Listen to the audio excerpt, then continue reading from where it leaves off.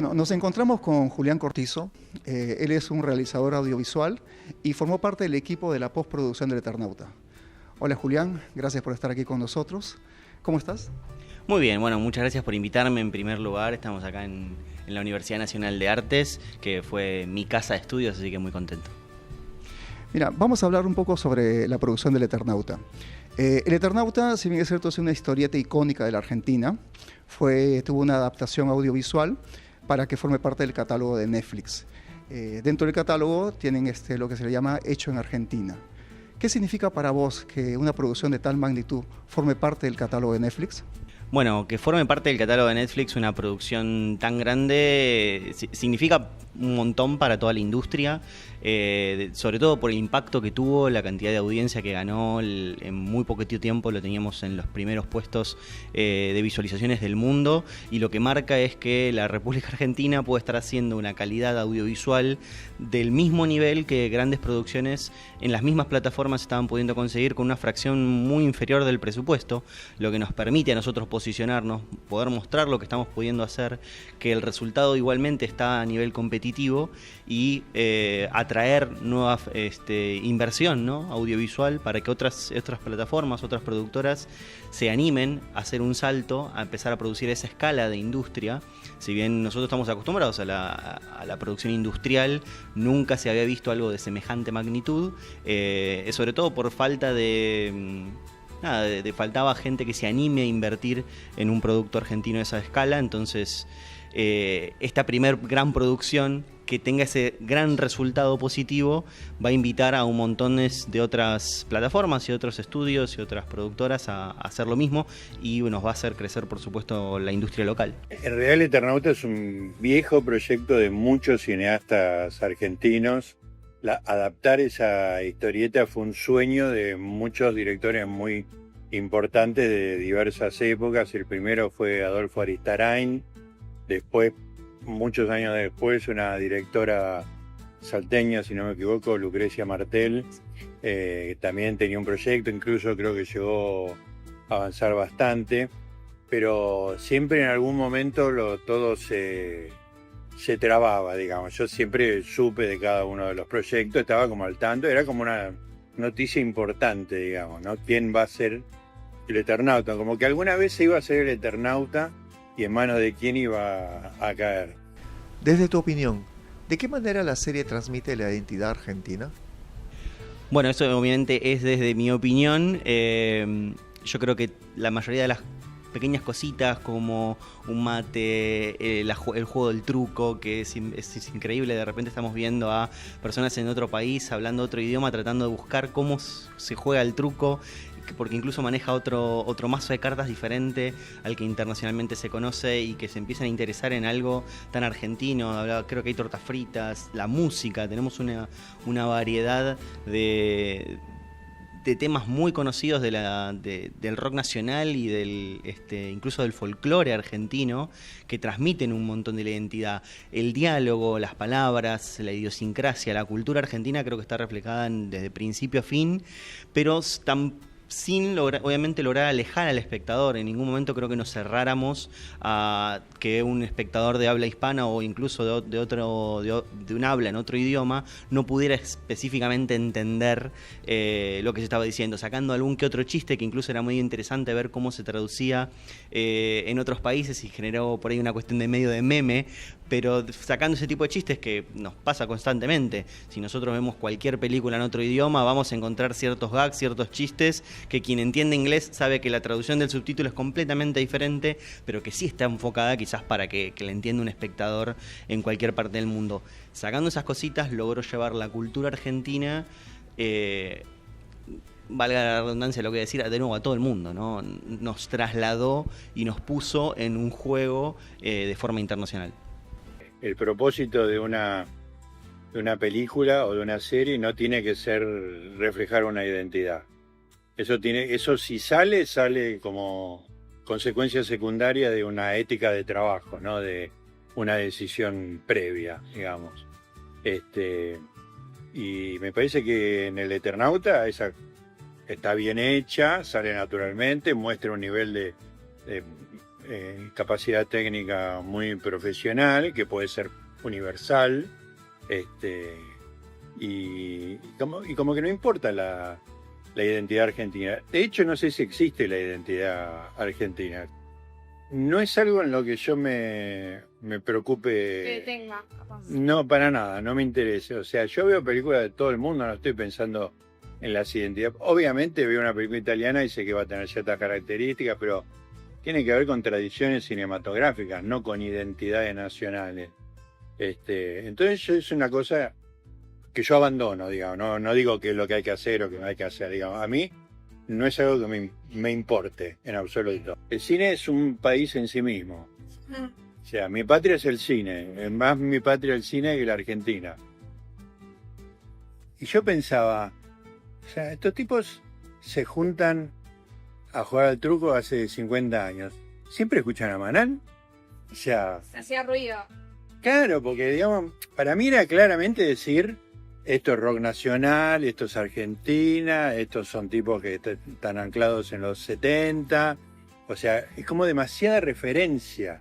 Con esto te encontraste con Che, me parece que hay mucha referencia. Sí. ¿A qué se lo atribuís? O sea... No, claramente Stagnaro entendió que para el público argentino el interés era, y cosa que es cierta, de que sucedía una invasión extraterrestre en Buenos Aires.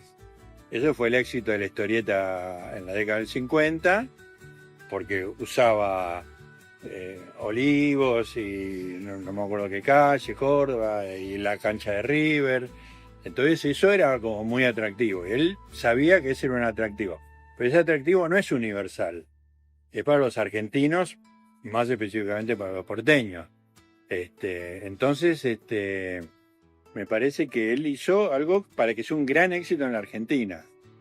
Por ahí lo hizo de corazón, no digo que esté calculando comercialmente, ¿entendés? Pero para mí le quita universalidad y a mí me choca como conocedor de sé cuál es la referencia de la música, sé que van a ir a la cancha de River en algún momento, y qué sé yo, me parece que está demasiado remarcado todo. O sea, que está lleno de argentinismos, Claro. para que se note.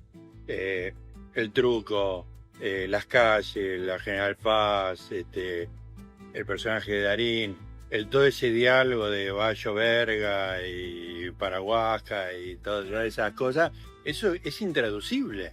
Digo, eso va totalmente en contra de tu sospecha previa, porque eso, hubo gente que puso el subtitulado en inglés. Sí. En ese momento, y se tenía que saltear toda la conversación porque era intraducible, claro, digamos, ¿no? Entonces, evidentemente, Netflix no le dijo a Stagnaro, para mí le dijo, haz lo que quieras, haz algo que se pueda ver y sea atractivo. Y la diversidad me parece que está un poco restringida, pero eso no sé por qué es, digamos. No sé si es una imposición de la plataforma, no creo. Yo tengo una pregunta, mucho tiene que ver con esta iniciativa, de hecho, en Argentina. Y hablando más sobre la identidad argentina, ¿qué creen que quiso mostrar Netflix sobre lo argentino en esta serie? ¿Y qué rasgos de la identidad argentina decidieron destacar?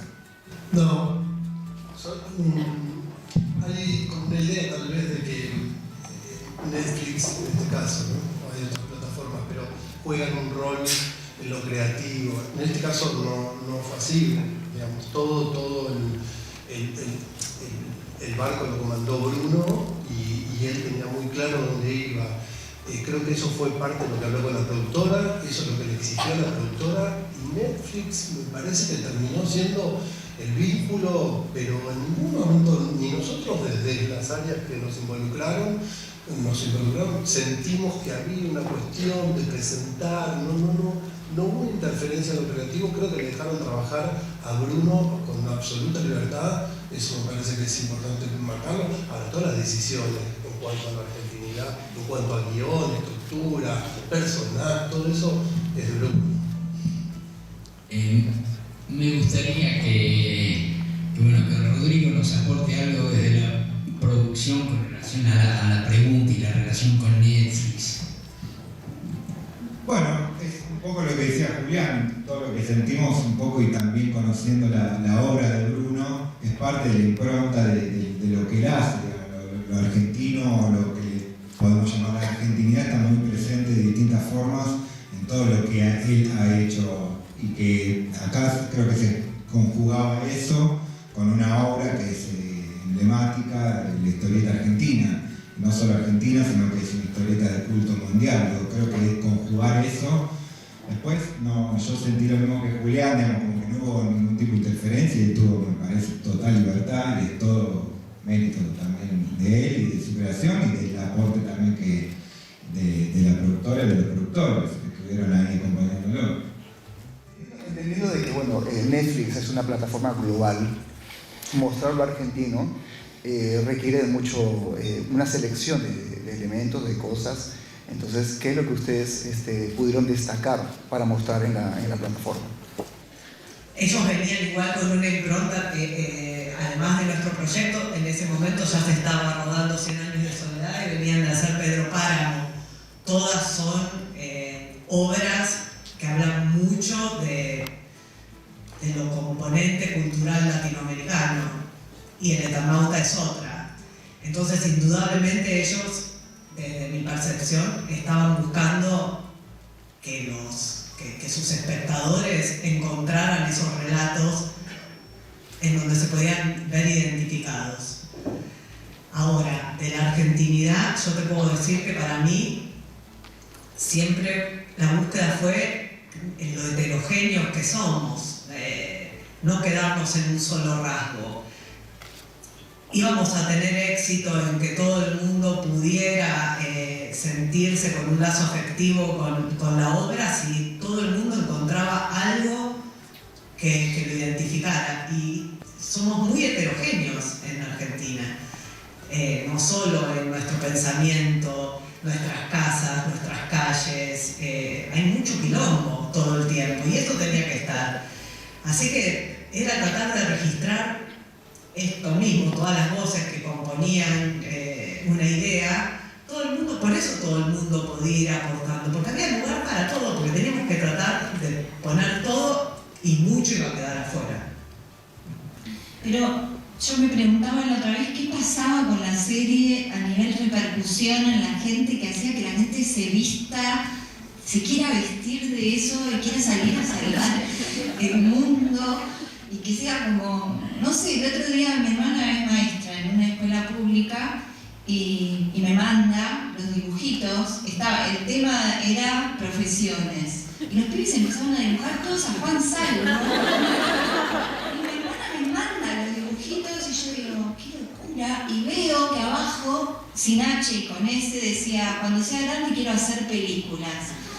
Y yo decía, bueno, listo, ya está, ya cumplimos, ya está. Pero no, lo que me parece también, digo, que hay algo que trasciende la serie y que tiene que ver por ahí con la pregunta que hacías de lo argentino, vos antes, y que es esta cosa de poder sobreponerse a la adversidad a partir de lo vincular y a partir de lo que uno tiene al lado, ¿entendés? O sea, estaban en la casa de Fabal y bueno, hay que salir. ¿Cómo hacemos? Con lo que hay acá. ¿Sí? Digo, y eso me parece que esa heterogeneidad de la que hablaba María, y eso construye la épica o la cosa que da orgullo o la cosa empática del Eternauta, esa cosa que vos te ves reflejada, vos sabés que sos una sociedad que tiene la capacidad de levantarse ante determinada adversidad y reconstruir a partir de lo que tiene alrededor. Después del rodaje viene la creación digital de los escenarios. ¿Cómo fue para vos trabajar digitalmente una Buenos Aires post-apocalíptica? Bueno, a ver, es un desafío y es algo increíblemente bello. La postproducción en general y sobre todo los VFX están muy llenos de lo que se suele hablar del trabajo invisible. Muchas veces los artistas de VFX decimos que si nuestro trabajo está bien hecho, nadie lo va a ver, y que no se vea nuestro trabajo a veces es parte de nuestro trabajo, porque tenemos que esconder el truco y el espectador no tiene que ser consciente de que lo que está viendo es un efecto visual. Cuando muchas veces tenemos que cambiar un fondo, tenemos que poner al personaje en otra escena o tenemos que borrar algo que no debería estar, nuestro trabajo es cuando el espectador no lo nota. En la ciencia ficción, lo tan lindo a veces que tiene, sobre todo para nosotros, es trabajar en algo que la gente lo va a ver, se va a dar cuenta, se van a dar se van a dar cuenta que es una obviedad, que era imposible nevar y destruir una ciudad a una escala tan grande. Lo podemos hacer en una vereda, lo podemos hacer en una cuadra, en 2 cuadras. No podemos hacer un plano aéreo en donde vemos cuadras y cuadras de destrucción, y ahí que esté justamente nuestro trabajo tan visible y con un positivismo tan grande de la gente, y que la gente lo haya podido apreciar, es hermoso. Bueno, las calles están muy identificadas, están puestos, más allá de que hay publicidades dentro de la serie, a propósito, también están para enganchar la identificación con todos los carteles publicitarios que vos ves, son reales, digamos, son los que están en la calle. Y más allá de que quizá pusieron plata para estar, además allá de eso también tienen una pregnancia para el espectador porteño, básicamente, ¿no? Y yo creo que está de más eso. Hay demasiada.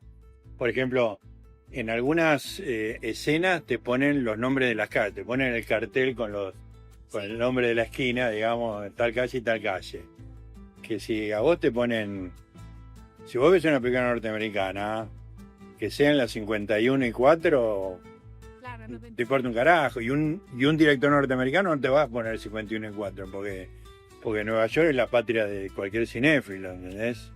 Entonces ahí hay un choque entre lo que es el cine y la pretensión nacional, digamos, ¿no? Entonces yo creo que el Eternauta tiene demasiada referencia puntual, ¿no?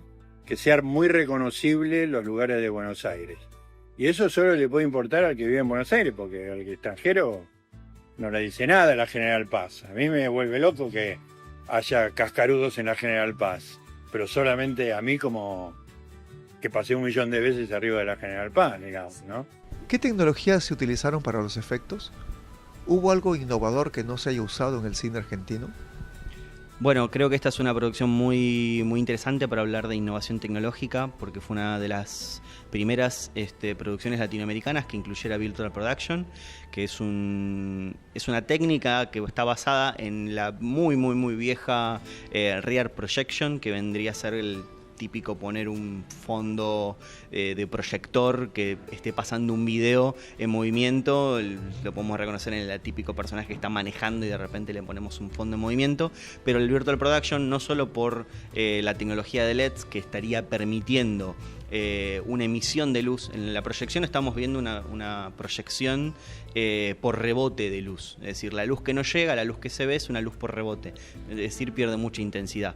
La pantalla de LED permite que el LED, al ser el emisor de la luz, puede emitir una gran cantidad de luz que pueda acercarse, por ejemplo, a la cantidad de luz que puede llegar a emitir un cielo, y que nos parezca mucho más verosímil la imagen que se está devolviendo, sumado de que al ser virtual, esa pantalla está conectada a cámaras que están conectadas a las cámaras que realmente están capturando la imagen, y que al mover la cámara, la imagen de la pantalla cambia en tiempo real. Eso permite que la cámara pueda moverse en el espacio y que las perspectivas del fondo estén cambiando en tiempo real, y que sea mucho más verosímil la captura. Está atado el foco, está atado la zoom de la lente, va a estar atada la iluminación. Cualquier cambio de iluminación que se haga en el set se refleja también en las pantallas. Cualquier cambio en la cámara se refleja en las pantallas, y la interacción es prácticamente total. No solo para los actores, que se sienten mucho más inmersos en la acción, y que para todo el elenco actoral internacionalmente habla muy bien de la técnica, sino para los directores, para todo el equipo, estar viendo en tiempo real el resultado en cámara es extremadamente innovador. Además nos lleva a nosotros a la postproducción, que si bien siempre estuvimos en las 3 etapas, los artistas de FX participamos nos decimos postproducción, pero participamos de la pre y del rodaje también, con supervisiones y con planificaciones de supervisión. Estamos entrando mucho más en las primeras 2 etapas. En la preproducción se necesita desarrollar toda la escena que va a estar en estas pantallas proyectadas, y durante el rodaje obviamente coordinando toda esa proyección en tiempo real. Así que cuando terminamos el proyecto, nosotros habíamos desarrollado dentro de, no sé si, bueno, no todos deben estar tan familiarizados, pero dentro de este motor que es el de Unreal, que es el de los juegos, nosotros desarrollábamos ahí los entornos virtuales para después, o en la pantalla o en una composición de postproducción, aplicarlos. habla de las nuevas herramientas y de que todo el tiempo está cambiando la industria y que siempre hemos tenido miedo a los cambios de la industria, no sé, me acuerdo. Viene el cine digital, se va a acabar de filmar, no vamos a filmar nunca más, el cine no va a ser nunca más, se acaba el fílmico y todo se transforma. Esto es una nueva herramienta que está bueno porque nos estamos capacitando acá como en ningún otro lugar del mundo, y eso se lo juro porque venían estudios de afuera que no podían creer lo que estábamos haciendo, que otra vez lo hicimos como atado con alambre y efectivamente y diciendo no, probá de esta manera y todo el mundo te dice que no y vos dale, probalo. Ese es un poco el rol. Digo, demuestra que se puede hacer que está la capacidad técnica para hacer una serie de esas características en Argentina, pero yo creo que eso se sabe. O sea, en Argentina muchas escuelas de cine, hay una formación técnica muy importante. Desde la mitad de la década del 90 en adelante, la producción de técnicos audiovisuales en Argentina es muy alta, digamos, muy alta. Entonces es cuestión de que esos técnicos se adapten a los nuevos formatos, ¿no?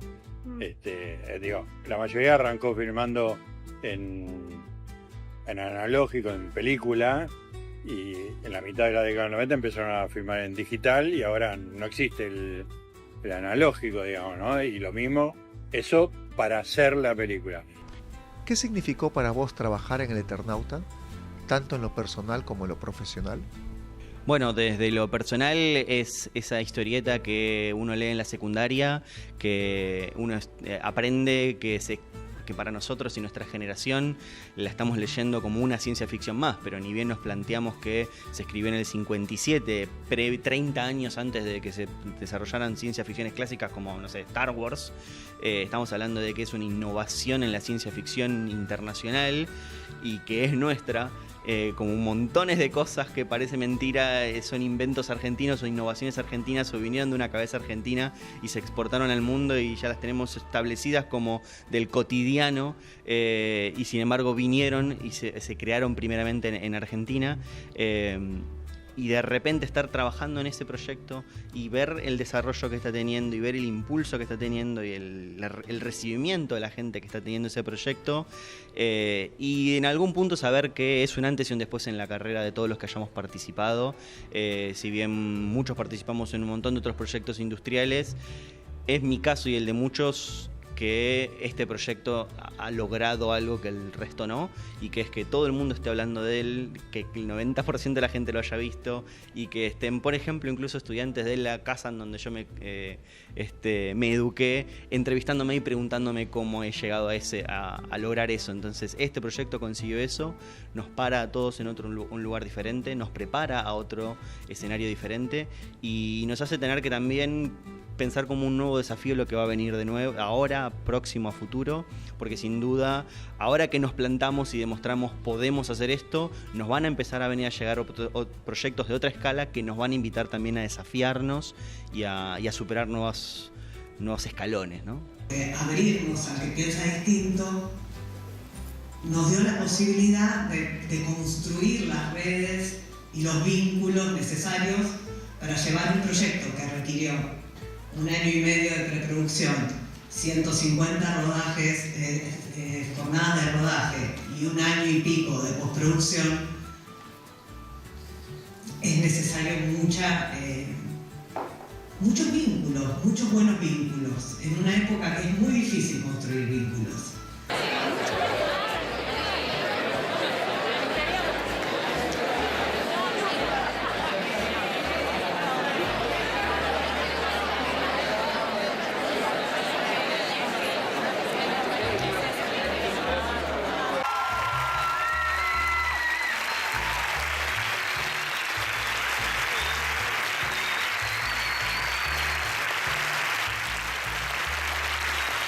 La particularidad que tiene El Eternauta es justamente que no intenta replicar un modelo de ciencia ficción de afuera, sino que propone una búsqueda propia, digamos, una búsqueda argentina.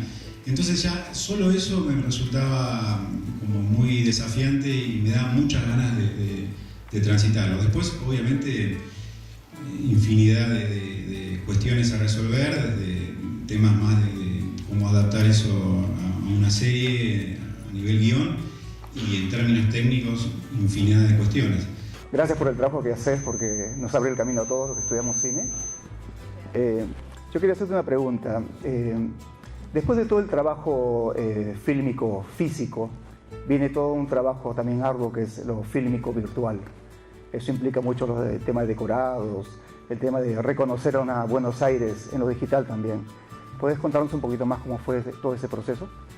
Bueno, en realidad, en este caso en particular, es un poco lo que contaba antes de que fue al revés. Nosotros tuvimos que diseñar esos escenarios para filmarlos. O sea, no es como en el proceso tradicional, que todo ese proceso viene en postproducción, sino como que hubo una pre-postproducción al rodaje para generar todas esas calles que se ven, y después cuando estábamos filmando en este volumen que tiene esas pantallas gigantes, eso estuviera ya diseñado. O sea que en definitiva fue algo que tradicionalmente se hace a lo último, traerlo al inicio. O sea que ahí ya hay una primera cuestión que lo tornaba atípico, ¿no?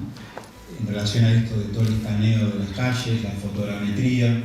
Lo que nosotros hicimos, no sé si lo que me estás preguntando es a este nivel más técnico, pero lo que nosotros hicimos fue hacer un escaneo 3D de las calles que nos interesaban, y al mismo tiempo hacer todo un relevamiento de fotos que se llaman fotogrametría, que son fotos tanto terrestres como aéreas con drones. Entonces vos vas sacando muchísimas fotos una tras de otra, y después eso se mete en este programa que les comentaba antes, que es el Reality Capture, que agarra el escaneo 3D, te genera una nube de puntos, y sobre esa nube de puntos agarra todas las fotos y encuentra cómo ubicarlas dentro de ese mismo espacio. Entonces, lo que es la estructura física de la ciudad te lo da el escaneo, y lo que es la textura principalmente te lo da las fotos. Entonces, técnicamente eso es lo que hicimos. Y después, bueno, eso tenés que optimizarlo. Y un factor que fue muy trabajoso y al mismo tiempo muy importante fue el tema de los reflejos. O sea, el tema de los reflejos es algo que por ahí uno da por sentado, pero cuando estás tratando de replicar la realidad, te das cuenta que, bueno, este sistema en general tiende a transformarte todo en opaco. Entonces, ¿cómo le devolves los brillos naturales de cada cosa individualmente y que refracte la luz de una manera y de otra? Eso fue todo un tema muy, muy largo de entender. Y después vino un tema adicional en este aprendizaje que fuimos haciendo durante años. Nosotros, antes de ir a filmar, creo que tuvimos 2 o 3 pruebas en que fuimos al Unreal con nuestros escenarios, íbamos probando a ver cómo funcionaba. Y nos dimos cuenta de 2 cosas muy importantes para generar la sensación de realidad en estos entornos urbanos. Que una era la cuestión de tratar de incorporar cielos, o sea, dentro del encuadre, que los personajes, tratar de bajar la cámara y que los personajes no queden recortados contra las veredas y las paredes, sino que queden recortados contra los cielos nublados, y que eso generaba como una sensación de realidad mayor por la invasión de luz que tenía, digamos, el nublado sobre el contorno de los personajes. Eso fue una cosa que en general surgió en ese momento, y después lo otro me olvidé. Ahora posiblemente me acuerdo en algún momento, pero ahora era la otra pieza clave. Después cuando lo recuerdo te lo digo. Bueno, y hablando de producción y... Perdón, ya me acordé de lo segundo. No, que además de los reflejos, que son muy importantes, como bien mencionaba antes, el segundo tema es la luz, que dentro del Unreal, depende de dónde vos ubiques el sol, se genera determinados volúmenes en la sombra que se generan los intersticios por ejemplo, de los ladrillos de la casa del frente, y parece una boludez, pero digamos, de algunas maneras te queda realista y de otras maneras no te queda tan realista. Entonces, tenés que insistir. Gracias.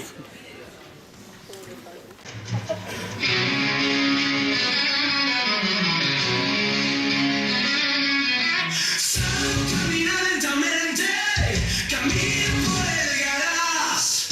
Mira la casa de enfrente, no para de nevar.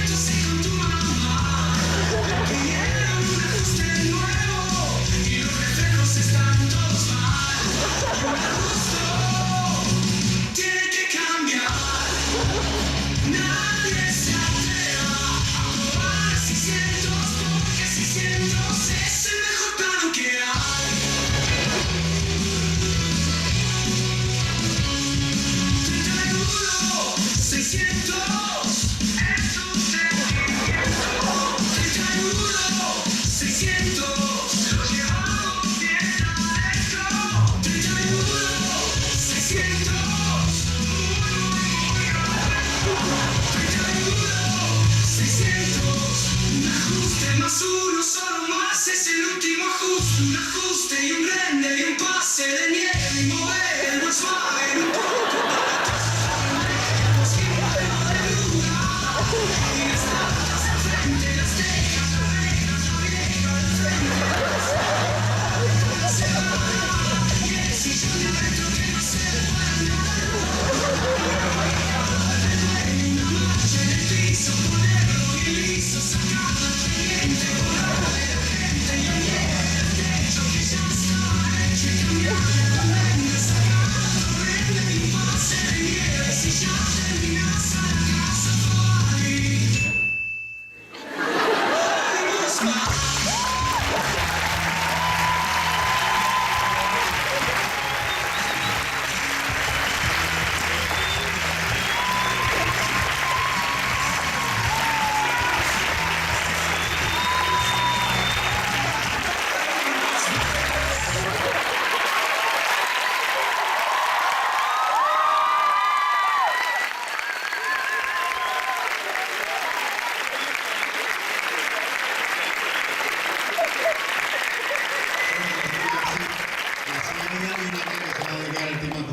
No es un valle de rosas. No, se nota que fue muy movido.